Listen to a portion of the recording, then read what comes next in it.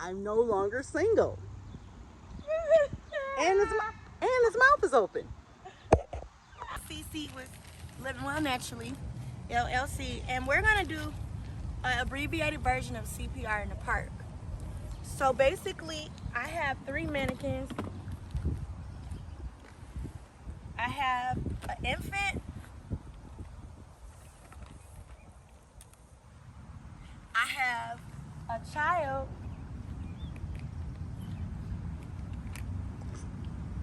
and I have an adult. We're gonna learn about the different techniques as it comes to CPR when administering that during an emergency. A lot of people go through life not really understanding that CPR is the most effective way to keep someone alive until EMS has arrived or until you could get them to a medical facility.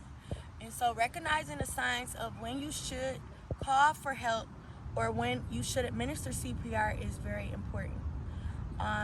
If you're not certified, then you should get certified. And if you ever need help, you can always look to organizations like the American Heart Association or the American Red Cross for the proper training. You could download apps like the American Red Cross app, which has a hospital locator inside, and it also has instructions on what you should do for each given emergency. So please, please, please do your part and download those apps and go get yourself trained and certified in these courses. Each course could cost you under $100, but I mean, what's the price of someone's life? So I would go ahead and invest in yourself. But before we get into it, I'm just going to talk about the differences of each mannequin. Is a different size. What does that mean? Well, each human being has a different size of lung. So for the infant, you would want to use, when you're giving CPR, you would want to use a puff, meaning what can fit in your cheeks. Because if you gave your full lung capacity, you would blow your infant's lung out, which could be dangerous during CPR. Also, when it comes to compression, you don't want to go more than 1.5 inches on an infant. For a child, the lung is a little bit bigger, but still small, still a little bit bigger than the infant. But as you can see, it's still a little bit smaller than a full adult. So, for a child that is 7 years and younger, or 8 years and younger, or under 55 pounds, you want to revert to going about 1.5 inches to about 2 inches deep as far as the depth when giving compressions, and I will show that. And also we have lights on the side that indicate if I'm doing it correctly. 2 green lights will show the proper depth and rate, meaning 100 to 120 beats per minute. Okay, if you see any orange, that means slow down, and if you see red, that's where you're supposed to be breathing. As far as the adult lung, with your adult lung, as you can see, it's a little bit bigger. When giving a breath, you want to give the whole capacity of your lung. Obviously, slow and steady wins the race. And for the depth, you want to go between 2 inches to, but no more than 2.4 inches down. For CPR with an adult or a child that's 8 years old or 55 pounds or more, you can do the interclasping method where the arms stay locked. I'll show you the legs in 1 second. So I'm gonna go ahead and you're gonna watch me put the lungs in. It's very simple. You would take the infant, pop it off at the top. You would take these lines and you would roll them up this way. So it's about 4 lines on here. I try to roll it maybe 5 times. Now, it's really important, if you notice, the head on this mannequin doesn't go back very far, and it's representative on the practical application of when you're doing CPR for an infant. The head is always neutral. So that's why these heads on the mannequins don't go back that far, because it's trying to remind you of that when you're doing the CPR, do not tilt the child's head back past neutral. The infant's child past neutral. So we're gonna button them back up, and now we're going to cut them on. And as you can see, the diaper lights up. It's flashing red because we're not breathing into him right now, and he has not received any compressions. And I'll also show you how to hook up the AED machine with the infant pads, but also the adult pads. The thing about AED usage is you can use an AED on all groups and ages, but if you use pediatric pads on an adult, it won't work. But you can use adult pads on all age groups. It's just about the placement of where you're putting the pads, okay? So now I'm gonna open the child up, place his lung inside. I'm gonna fold.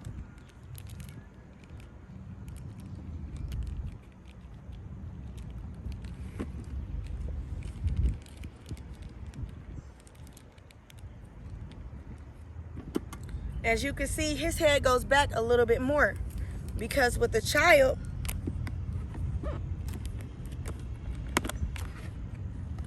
you're always going to go past neutral with a child.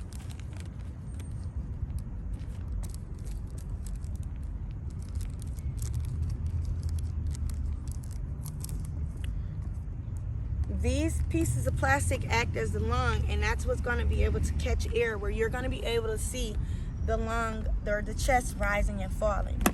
And that's what you have to pay attention to in real life, is the chest rising and falling. So let's go over some levels of responsiveness. Level of responsiveness is you want to look to see in a medical emergency, is the person breathing? Is the person's chest rising and falling? Are they moaning?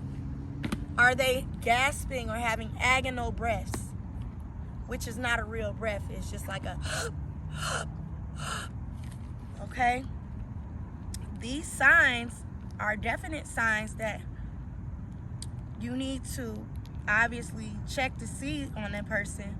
But then you have to summon someone to call EMS, or you call EMS yourself by using your cell phone, and then obviously administer care if you're certified in order to do so.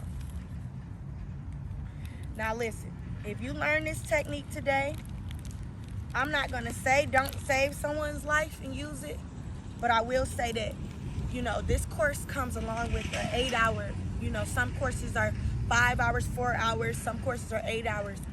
So I would just say, don't just use deductive reasoning and say, okay, I've got this and that's just all there is. Really invest and know, so you can really truly understand what you're doing. I'm just really covering this just as a basic form of knowledge. But please enroll into a class so that you can know the ins and outs, what to do as things progress and get worse or better. Okay, so we're going to start with the infant. See? All right. And with the AED, same thing as we showed with the 8-year-old here. Underneath that armpit, off to the side here. Okay? Always make sure that you cut on the machine first. The machine is always going to give you the instructions on what to do, no matter what model of AED that you have. Patient's bare chest. We apply them to the bare chest. Plug in pads connector next to flashing light. We're plugging in our pads connector. Analyzing heart rhythm. Clear! Do not touch the patient. Now, it's been a lot of fast forwarding, right? Because you didn't see the individuals give me the AED machine, but in real life, somebody should have gotten it to me. Stay clear of patient. Clear! Deliver shock now. Press Shock the orange delivered. button Clear. now. Shock being delivered. Shock delivered.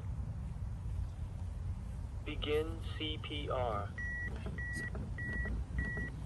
6, 7, 8, 9, 10, 13, 14, 15, 17, 18, 19, 20, 21, 22. So if you saw my lights have flicker orange, that means I'm going fast. 9, 30.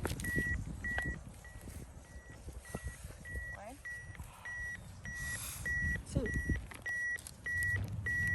2, 2, 3, 4, 5, 6, 7, 8, 9, 10, 11, 12, 13, 14, 15, 16, 17, 18, 19, 20, 21, 22, 23, 24, 25, 26, 27, 28, 29, 30. Okay? So for each group, remember 30 compressions to 2 breaths. Always remember, if the AED comes along, it has precedence over the human being. And so therefore you want to administer this as soon as you get your hands on it. And remember, don't forget to, when you recognize an emergency, have someone call 911, or you get your phone out your pocket and call 911 yourself. Because even if you still have to administer CPR, the paramedics or dispatcher on the phone will walk you through it. And don't forget, sign up for classes through the American Heart Association, the American Red Cross, and download that American Red mobile app, okay? The First Aid mobile app will definitely get you together, like I said, with a locator for hospitals or just basic principles on how to take care of an emergency. I would go ahead and show you how to do wound care as far as applying direct pressure, but it looks like we're out of time today because of the rain. But until next time, we'll have another episode. And don't forget, live well, be well, and may the universe adhere to all your desires.